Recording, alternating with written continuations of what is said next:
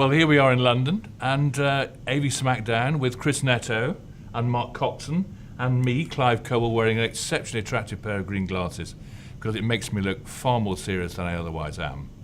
But the reason why we're all huddled together here in a remote suite in the top of a very prestigious hotel is that we have one of the most important nights of the AV calendar worldwide going on, the AV Awards. And it is my estimable pleasure as editor of one of in fact, the oldest AV magazine in the world, launched in 1972, to actually talk in a vaguely intelligent way to various guests who venture over on this side of the pond to actually enhance our evening and actually make our life far more colourful than it would otherwise be. So it's my job today to really add to what is obviously an illustrious series of conversational repertoires called AV Smackdown, and try and add a sense of British, I don't know, what would you call it, I don't know, a sense of eccentricity, I suppose, into what otherwise would be a very sensible list of suggestions and discussion points. So this is the other reason why I'm wearing my green glasses, because it adds a bit of menace and actually makes me look far more sensible than I would otherwise be. So anyway, we're going to start off with probably one of the biggest chestnuts about AV award shows generally. Yes, sir. And I think I'm going to read this because it'll look far more erudite, and I'll pretend I'm reading the news. You're scaring me. It out. You're scaring me. I just want to put that out there. And it says here, and it says it all, we are here recording at the biggest and most important awards presentation in the world for our industry. I don't like to underemphasize things. No. To what degree do awards translate to sales, or do they? And I've always wondered that. I think they do, don't they? I think they're worth a lot of money. I like to think they are, because my pay rise depends upon them being valued very highly. But I think, they're regarded. I think when people tender for work these days, part of all that major tender, that length of tender they put in there, people ask, what have you done, what have you won? And actually, how valuable are those accolades when they put that in the tender document when they're talking to their big clients? How wooed are they by it? What do you think, Mark? Are we going to get into a discussion of how credible awards could be, or is it a meaningful thing to have that nice trophy case at the entrance of a shop when you walk in, where you see these nice crystal or bowler trophies hanging out? What's your take on that? Well, I mean, I think the awards are as good as your publicity of them, right? I mean, obviously, if somebody like AV Magazine gives an award, they have a huge audience themselves, so they're putting that award out to those folks, and then of course the company itself has to do something with those awards as well to get the message out to the people who would normally want to buy their products. So you can have I have a trophy on my shelf, but if nobody knows I have it, then what good is it to anybody? I think in some ways, though, the product has to be good. I mean, the award is great, and I think the award creates buzz. It starts a conversation. But many times we're giving awards to products that are new, that haven't really been around the block a whole lot, right? They look innovative on the surface. They look like they check all those boxes, and people are excited about them, especially new product awards. But then you have to do your due diligence and make sure that those products are, I guess, fulfilling their promise out in the space, because an engineer is never going to put a product in a job because it won an award, but they will put a product in a job because it's an awesome product. And hopefully those two things actually relate to one another. Like I think of, when I think of this, I think of Elf, the movie Elf, and Will Ferrell running in this coffee shop because he sees the world's best coffee on the outside of the shop. And he's like, congratulations. And they're like, what are you talking about? Some of the awards are kind of some self-proclaimed bravado, but I like these third-party magazine editor awards.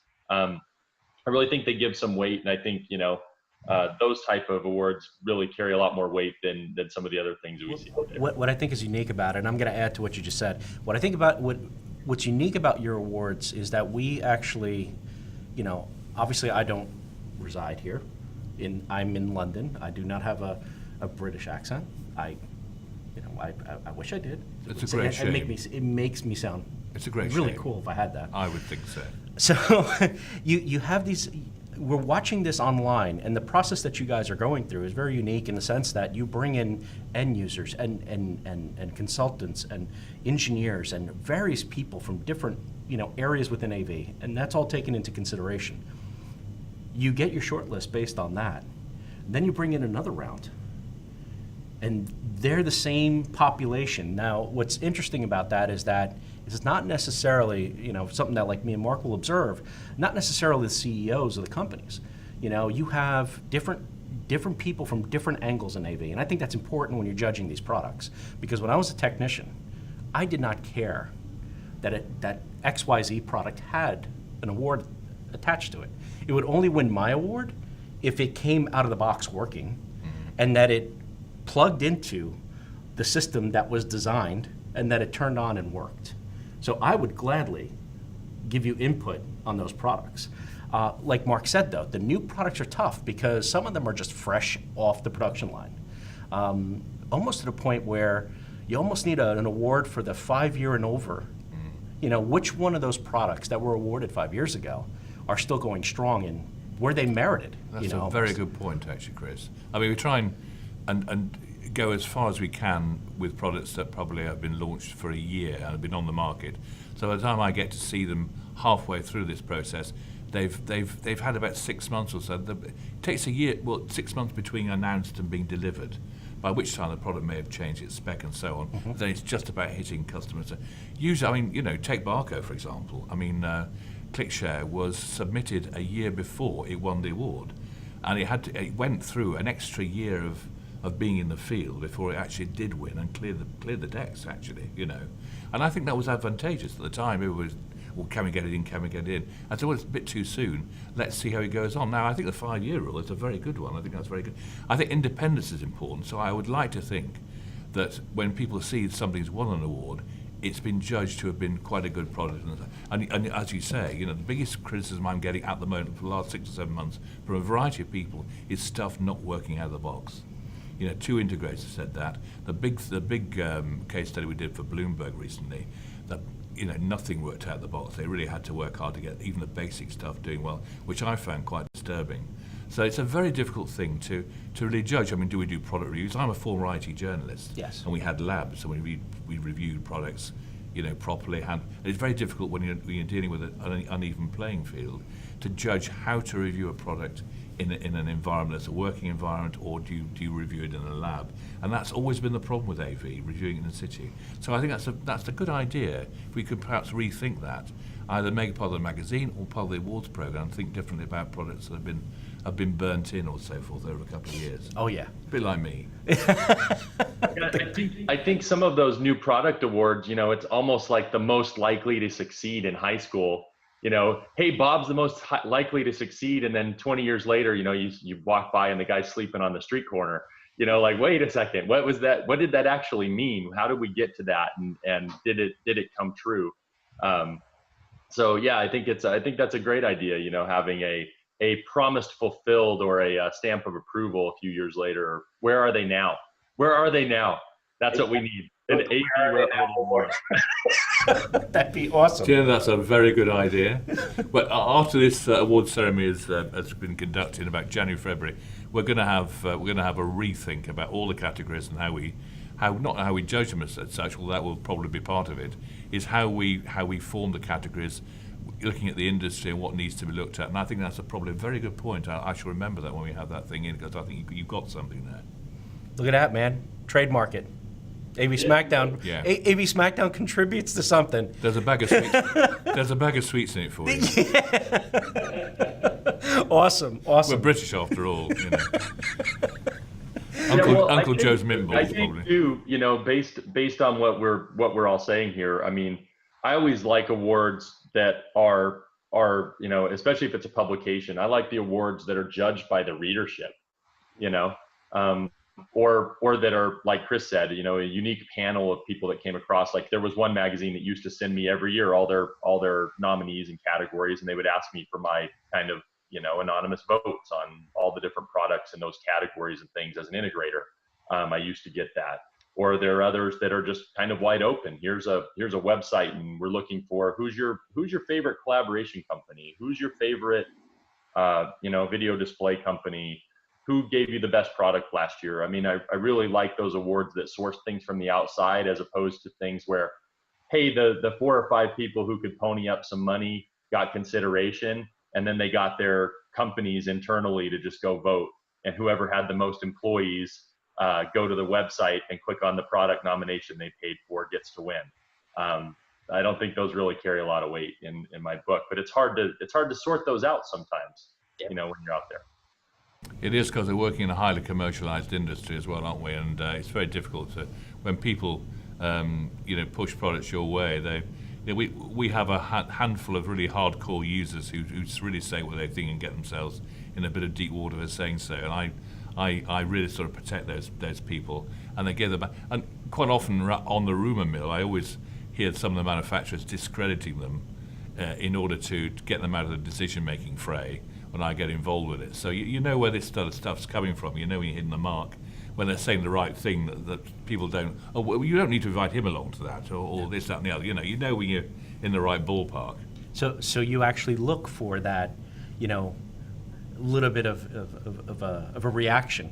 Absolutely. That's awesome. So it's good, isn't it? Keeps you honest. It keeps you honest is right. It keeps you honest. So, on tonight's event that we're going to see, right? Because I'm here in London for this for the 20th anniversary. Mm-hmm. You guys have been doing this for a while. It's a big one. How do you evolve beyond just what you're seeing? You have this grand event. It's a gala, black tie event, right? I haven't fit into a tuxedo since for 18 years. I haven't had to put one on. So this is a special event. You got me to dress up. Yes. Today's just a T-shirt because I'm working. So what's the next step for the AV Awards show? And what do you see? How does it go to the next level? Well, it goes to the next level by going global, probably. I think we need to shout more widely about what we're doing and actually get more input in from what people would like to see and how we do it. I mean, it's part of the industry, and it's the industry's event, and so we need to do it with the industry and find out what they want to know. We have to put the interest, and we have to judge it accurately and realistically, and with respect, so that people actually, when they see a winner, they respect it, and I think they do, because it's independent. It has all the right vibes around how they would like to see things judged. Yeah. But also, if we are going to go to the next level, we need a bit of help with what the industry would like to see as well. So we're always quite consultative. In the next 5 to 10 years, who knows how the AV industry is going to go? I mean, it's been pretty radical in the last 5. So keeping on top of that. Buckle up, man! It's going to get weird. It's extraordinary, isn't it? I mean, we've got the former editor here, Peter, coming on tonight. He was editor for 30 years. And think of the changes he's had. But he was saying in the last 5 or 6 years, it's been amazingly quickly changing. Yeah. And, if you're an editor trying to keep on top of this and actually following the industry as it has done, it's been quite a challenge. Yep. Well, you know what? That's something that I think we should take on our next episode of AV Smackdown.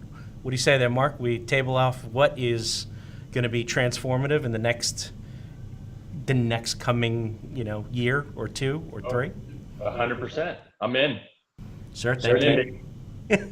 We're in it. Sir, thank you for joining us on AV Smackdown. I absolutely love having you on this. This was great. You bring a different perspective that we have not yet encountered, so absolutely. I hope you're not too damaged by the experience, Chris. I may seek therapy, sir. Well, this has been a great episode of AV Smackdown. My name's Chris Neto. Mark Coxon coming to you live from California. This gentleman here, he's the main guy over at AV Mag. This is Clive. Clive, thank you for joining us. I appreciate it. And we're going to have some fun tonight. I'm hoping so. I mean, it's a big event for us tonight, and it's the most celebrated event the magazine's put on, and we're looking forward to it. I'm looking forward to celebrating with you. My name's Chris Neto. This is AV Smackdown. Thanks for watching.